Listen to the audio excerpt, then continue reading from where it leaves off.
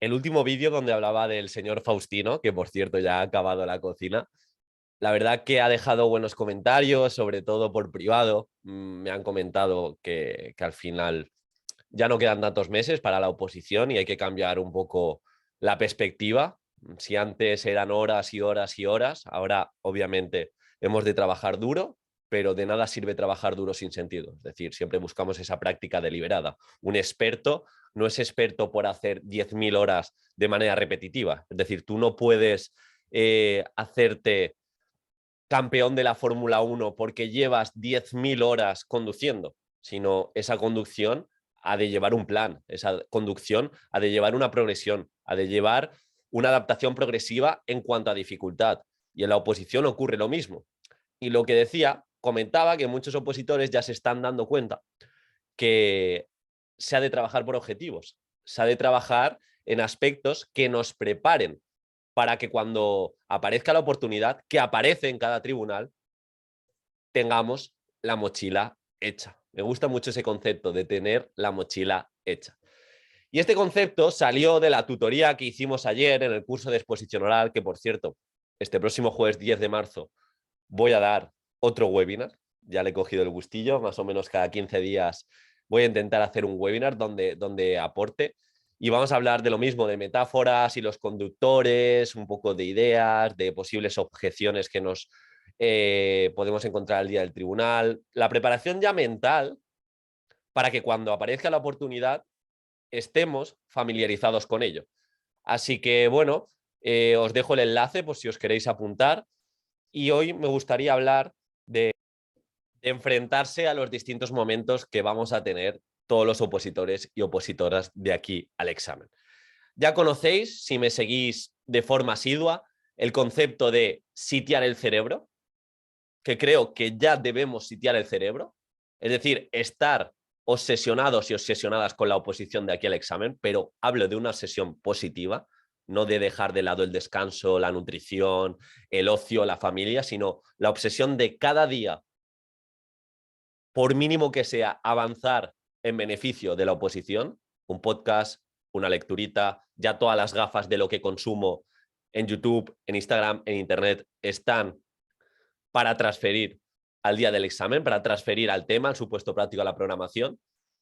Y así hemos de tomarnos el tiempo que queda. Cada sesión de estudio, no con el ánimo bajo, no con el voy a estudiar a muerte, no, no.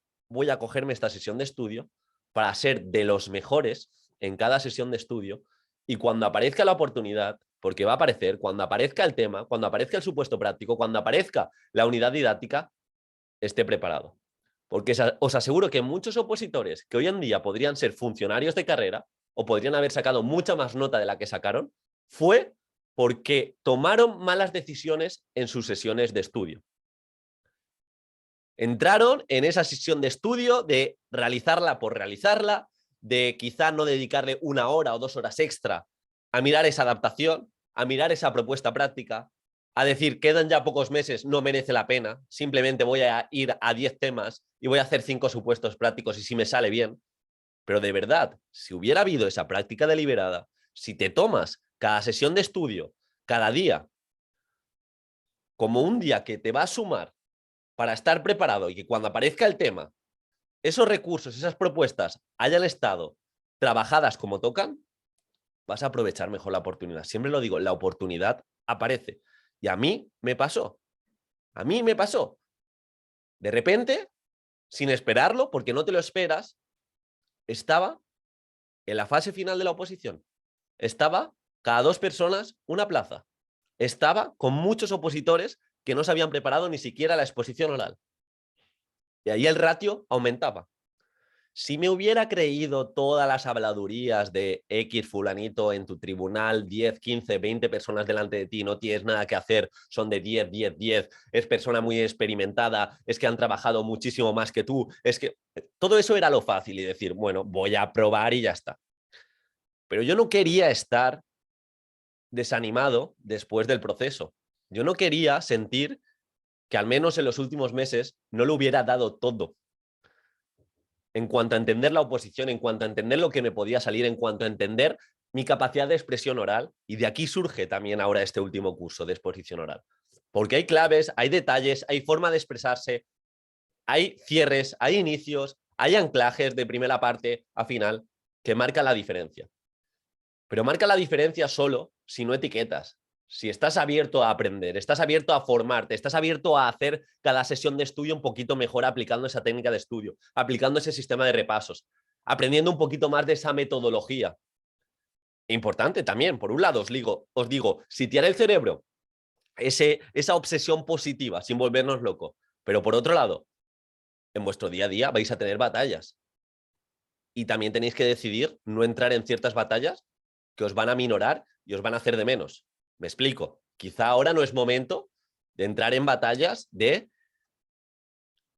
hablar de la guerra, hablar de X cosas, de Y cosas, de estar sumergidos en las noticias, porque no te van a hacer mejor.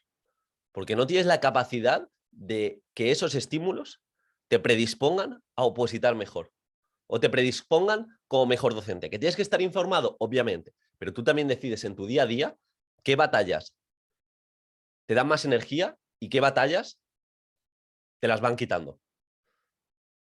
Así que, por favor, entre batallas de no es que tengo que defender que la oposición es difícil, tengo que defender que la profesión de maestro está poco empoderada y ahora con mi cuñado, mi cuñada de confianza se lo tengo que demostrar. Bien, es tu razón. El que va a estar opositando y sabe lo que es el esfuerzo y sabe lo que es mejorar sus habilidades soy yo. Normalmente la gente que critica es porque va a estar haciendo menos que tú. No es que funcionarios que bien vivís, como dice David Fuentes, aquí tienes el temario, oposita tú. Así que por un lado, sitiar el cerebro, obsesionarte en positivo y por otro lado, creo que es momento de no entrar en batallas que no te mejoren como opositor o como docente de aquí al examen. Y si tenemos la capacidad, porque antes me lo preguntaba una opositora, Diego, ¿cómo tratarías todo este tema de la guerra? Tengo un alumno ruso que se está metiendo con él, y he aprovechado para decirle que es un tema tremendamente delicado, para tratarlo bien e introducirse dentro de la temática. Se ha de informar uno muchísimo y no se ha de informar con un carrusel que es viral de las redes sociales ni con X vídeo de YouTube, sino informarse de verdad en profundidad, no quedarse con lo que dice ese sesgo de confirmación porque estas personas piensan como yo, voy a escucharles o me quedo con las noticias. Hay que informarse muy bien, pero dentro de eso yo creo que también se puede trabajar en beneficio de la oposición, en beneficio de la docencia. Me explico. Tú puedes coger esa temática y hacerles ver a tu alumnado que en la guerra los seres humanos nunca ganan. Nunca ganan. Suelen ganar las élites, suelen ganar los políticos, suelen ganar a nivel económico ciertos bandos, pero a nivel humano siempre se pierde. Ahí puedo trabajar la educación emocional.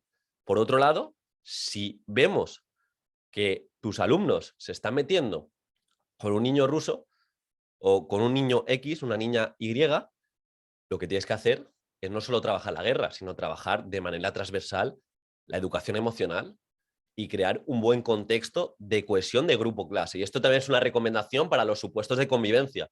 No es solo lo que te están pidiendo, sino el ambiente que estás creando, las metodologías que utilizas en tu día a día y el abrir la mente y el reflexionar sobre aquello que dicen de manera impactante a veces en el aula con tu alumnado. Y si hay tendencia, empieza a haber un poquito de bullying, empieza a haber un poquito de discriminación, quizá nos toca ser impactantes y mostrar que muchas veces nuestros comentarios, nuestras acciones provocan hechos fatídicos. Esto se ha visto en redes de personas que han caído en depresión por X comentarios en Twitter, de personas que se han suicidado por críticas destructivas. Y esto hay que enseñarlo también en el aula. Hemos de ser partícipes y elevar esa conciencia desde ahí. Así que también trabajar esa responsabilidad, trabajar esos valores cada vez que aparezcan. E igual no puedo trabajar la guerra de la manera más neutra, esta guerra que está habiendo, porque me falta información y es muy complicado. Y de nada sirve posicionarse. No hay buenos ni malos en una guerra. Ahora este podcast se ha ido por los cerros de Úbeda, pero bueno, volvemos, sitiar el cerebro en beneficio de la oposición, en beneficio de las metodologías, en beneficio de la docencia. Y cogernos a cada crítica constructiva. Ayer lo decía Pedro, que es un compi que me ayuda, de hecho ha subido recientemente en el curso de técnicas de estudio cómo prepararse esos temas en Visual Thinking para recordarlos más, de una forma muy sencilla.